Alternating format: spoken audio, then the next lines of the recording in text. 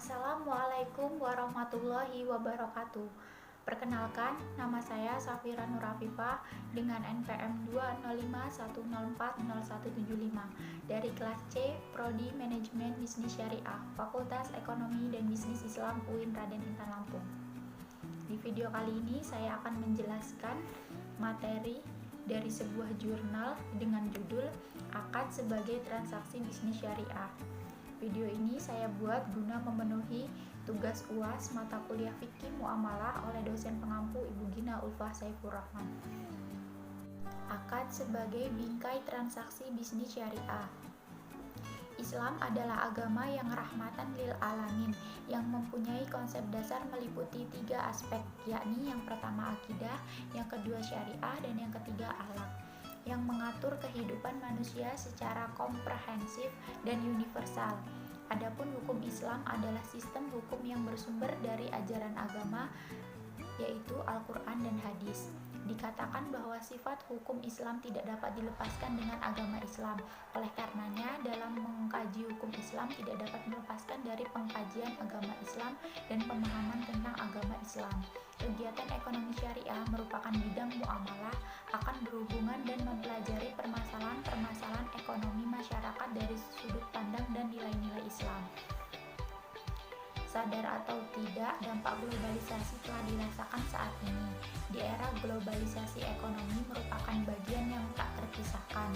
Globalisasi di bidang ekonomi telah mendorong munculnya perdagangan bebas lintas negara. Perdagangan bebas adalah suatu situasi di mana arus lalu lintas barang, jasa, dan manusia dari ke suatu negara di dunia ini tidak mengalami hambatan yang berarti.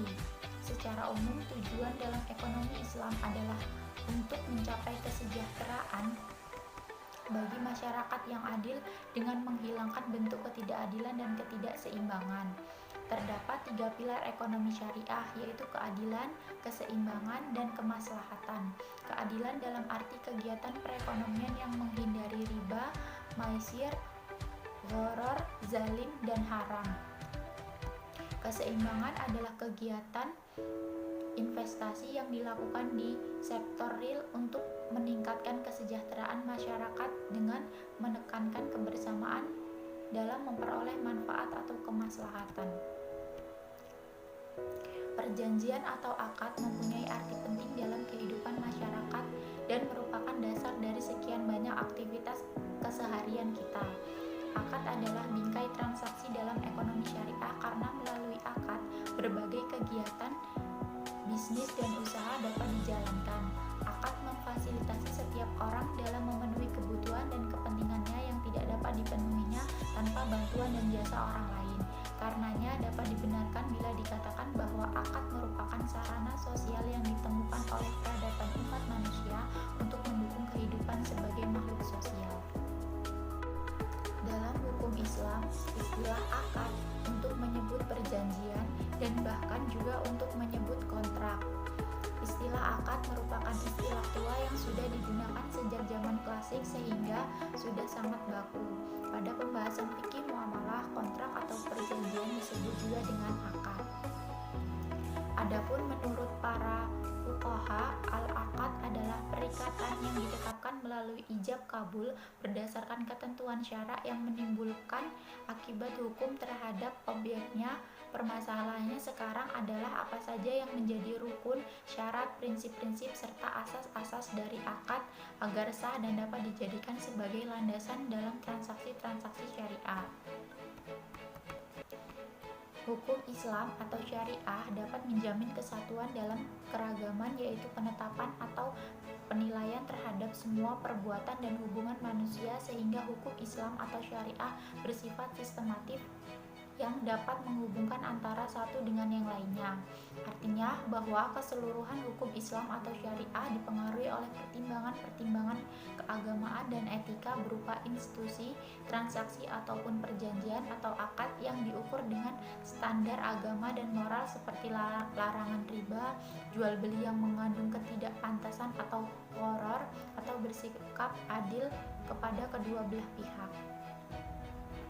Asas-asas hukum yang digunakan dalam akad atau perjanjian antara lain yang pertama, Asas ibahah atau mabda al-ibahah adalah asas umum hukum Islam dalam bidang muamalat secara umum. Yang kedua, asas kebebasan berakad atau mabda huriyah atau qud. Hukum Islam mengakui asas kebebasan berakad, yaitu suatu prinsip hukum yang menyatakan bahwa setiap orang bebas membuat akad jenis apapun tanpa terkait kepada nama-nama yang telah ditentukan dalam undang-undang syariah. Yang ketiga, asas konsensualisme atau mabda ar-rodiyah.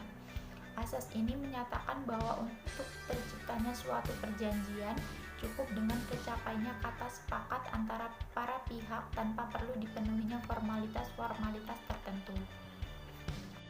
Jadi kesimpulannya, secara umum tujuan dalam ekonomi Islam adalah untuk mencapai kesejahteraan bagi masyarakat yang adil dengan menghilangkan bentuk ketidakadilan dan ketidakseimbangan. Terdapat 3 pilar ekonomi syariah, yaitu keadilan, keseimbangan, dan kemaslahatan. Keadilan dalam arti kegiatan perekonomian yang menghindari riba, maisir, horor, zalim, dan haram. Akad adalah bingkai transaksi dalam ekonomi syariah karena melalui akad berbagai kegiatan bisnis dan usaha dapat dijalankan. Akad memfasilitasi setiap orang dalam memenuhi kebutuhan dan kepentingannya yang tidak dapat dipenuhinya tanpa bantuan dan jasa orang lain.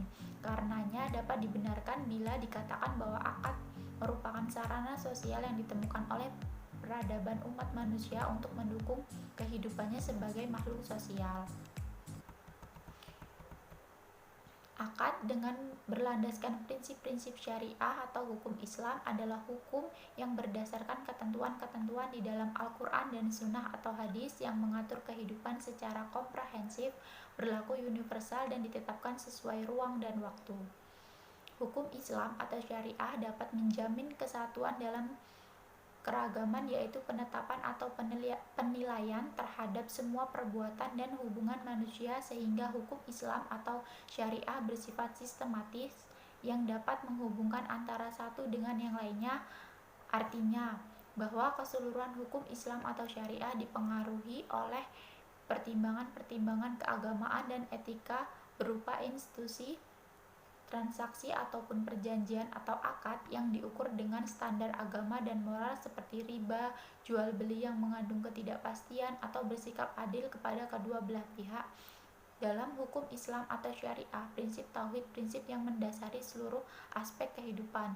Tauhid merupakan konsep dasar pemahaman dan menauhidkan atau inti dari akidah. Baik, sekian materi yang dapat saya sampaikan. Kurang dan lebihnya saya mohon maaf, dan kepada Allah saya mohon ampun. Billahi taufik wal hidayah. Wassalamualaikum warahmatullahi wabarakatuh.